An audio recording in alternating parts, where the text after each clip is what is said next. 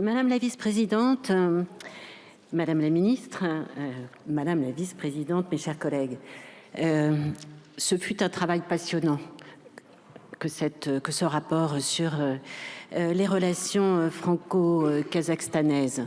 C'est vrai que c'est quand même une terra quasi incognita pour beaucoup d'entre nous, alors qu'à mon sens, ce pays va devenir au plan géostratégique d'une importance majeure.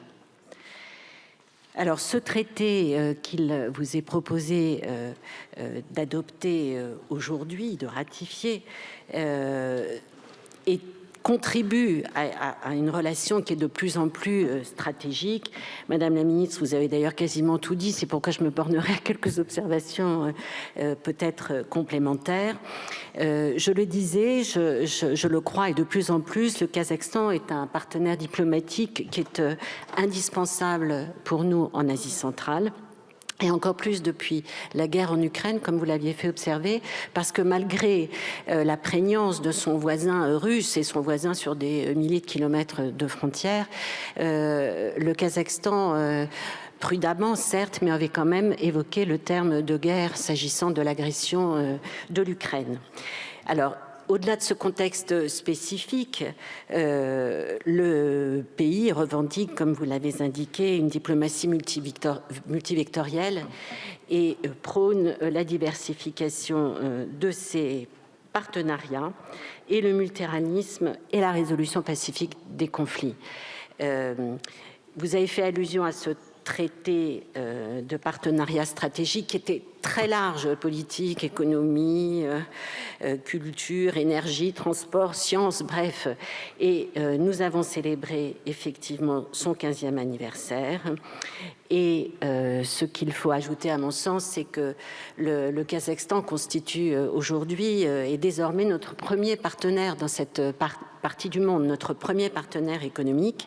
Et il est un fournisseur stratégique pour la France. Alors, premier fournisseur d'uranium, second fournisseur de pétrole. Je sais bien que nous devons penser à la diversification, mais enfin, nous n'y sommes pas encore. Et il y a aussi ce fort potentiel s'agissant des terres rares. Le Kazakhstan est aussi notre 58e client et beaucoup de nos grandes entreprises sont installées au Kazakhstan, alors Total Energy évidemment, mais aussi Lactalis, Decathlon, Alstom, si je me souviens bien aussi, Thales, et je crois que ces partenariats ont vocation à se développer. Alors, plus modestement, mais tout de même, le Kazakhstan est aussi un partenaire au plan culturel. Nous avons 4 alliances françaises au Kazakhstan et 2 écoles. Enfin, l'une qui est déjà ouverte et l'autre qui devrait ouvrir très prochainement. Alors en matière judiciaire, parce que c'est quand même le sujet plus précis de nos discussions aujourd'hui, c'est vrai que jusqu'à aujourd'hui, en dehors des conventions qu'a évoquées Madame la Ministre, la coopération se faisait, et lorsqu'elle se faisait, et de façon effectivement extrêmement modeste et pas tellement de la part de la France, il faut le reconnaître, ça se fait sur le principe de la réciprocité, de la courtoisie internationale. C'est vrai que cette situation n'est pas satisfaisante et que nous avons tout intérêt à signer une convention qui protège. Et même si, il faut le reconnaître, cet intérêt est plus conséquent pour le Kazakhstan que pour nous, au regard des demandes d'ailleurs de coopération que vous avez rappelées, du nombre de demandes de coopération que vous avez rappelées, Madame la Ministre, très peu de notre part, 9 depuis 13 ans et puis 29 de la part du Kazakhstan. Alors c'est vrai que c'est ce pays qui a été demandeur pour obtenir un traité et à plusieurs reprises depuis 2007, après un refus de la part de la France, celle-ci a accepté d'engager les négociations. Très largement, indépendamment des considérations politiques que j'ai pu évoquer, aussi parce que une convention de ce type présente de l'intérêt au plan de la délinquance, de la lutte contre la délinquance économique et financière.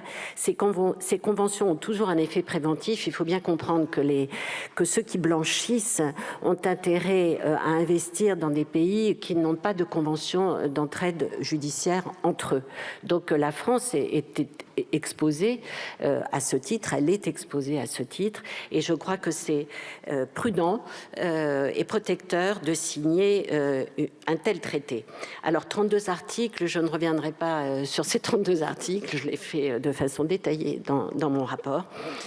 Il définit une coopération très large, vous l'avez indiqué, Madame la Ministre, mais j'insiste, il ne prévoit pas l'extradition ni le transfert des personnes condamnées.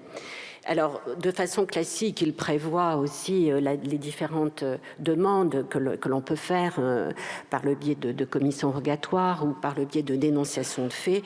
Et il vise aussi les techniques modernes d'investigation, comme la vidéoconférence, les demandes en matière bancaire, les saisies, les confiscations, etc.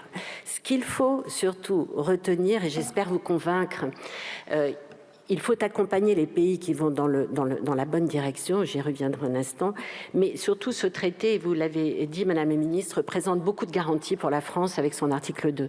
En réalité, nous aurons une marge d'appréciation très forte s'agissant des demandes qui pourraient nous être adressées si nous ratifions ce traité.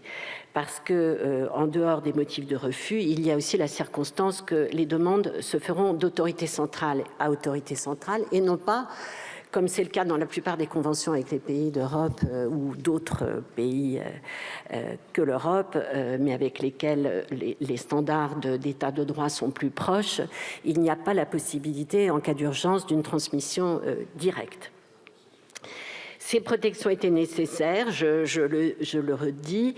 C'est vrai que depuis 2019 et surtout depuis 2022, le Kazakhstan s'est engagé dans un programme de réforme qui doivent être soulignés dans un dialogue aussi avec l'Europe s'agissant des droits humains.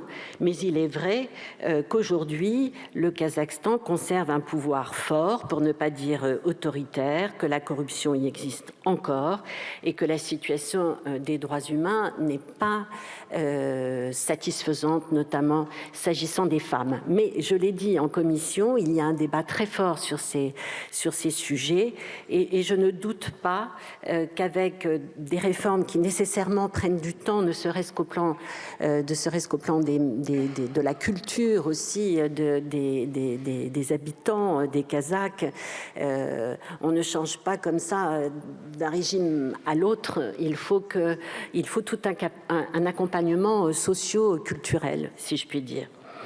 Alors, je voudrais terminer en indiquant que ce traité présente peu de conséquences juridiques et administratives directes pour la France, parce que les stipulations qui sont prévues, les stipulations du traité sont déjà prévues dans notre droit interne à la suite de transposition de droit européen, et comme je le disais, le nombre de demandes devrait rester raisonnable, même si, dans le cadre d'une convention plus précise et protectrice, ce chiffre devrait augmenter dans les années à venir. Je voudrais vous convaincre, mes chers collègues, malgré les réserves que l'on peut avoir en termes de respect de l'état de droit, nous ne venons pas, je dirais, nous ne sommes pas partis de la même situation en Europe et au Kazakhstan. Donc, au regard des enjeux de lutte contre la criminalité, je vous les ai un peu illustrés, et de l'intérêt politique que ce traité représente, mais aussi des garanties qu'il apporte et sur lesquelles j'ai insisté, je voudrais vous convaincre de voter sa ratification qui est tout à fait opportune. Je précise que ce traité a déjà été ratifié par le Kazakhstan au mois de février dernier. Je vous remercie.